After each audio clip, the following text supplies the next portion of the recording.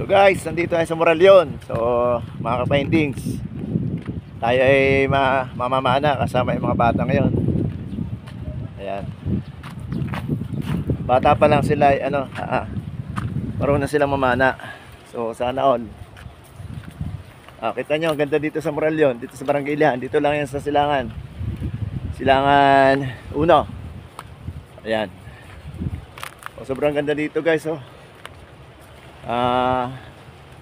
Siguro marami dito na huling isda.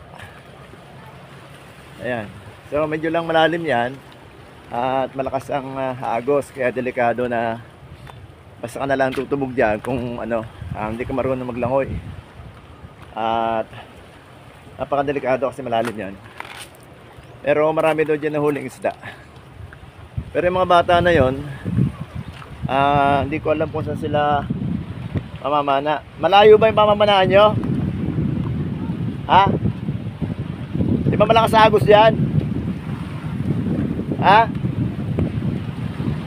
Sanay na kayo?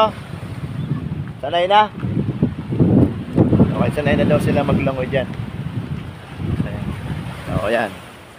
Naglalakad dito. Sobrang ganda guys dito. Pasyalan nyo rin to.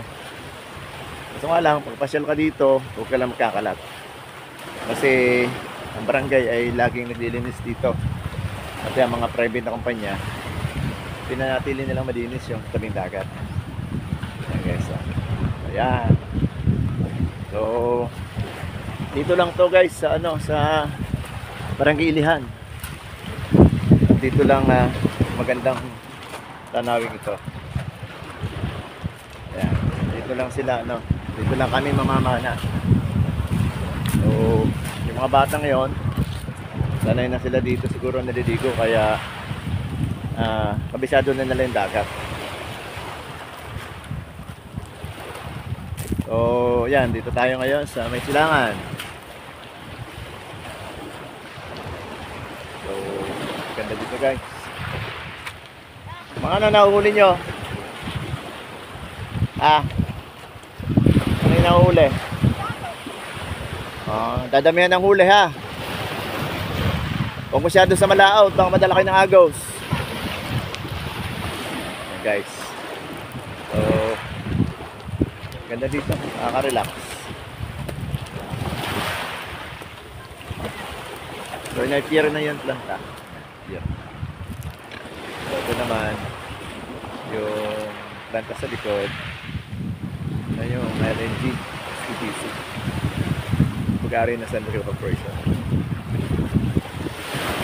Ako dito yan, lumalangoy na sila.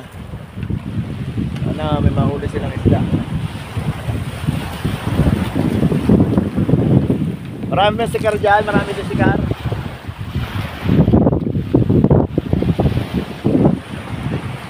Ayan guys, sobrang ganda dito. Ayan nakita nyo naman. Ayan, dito tayo sa Moraleon. Okay guys, babay na ulit, mamaya na po ulit sa ating vlog.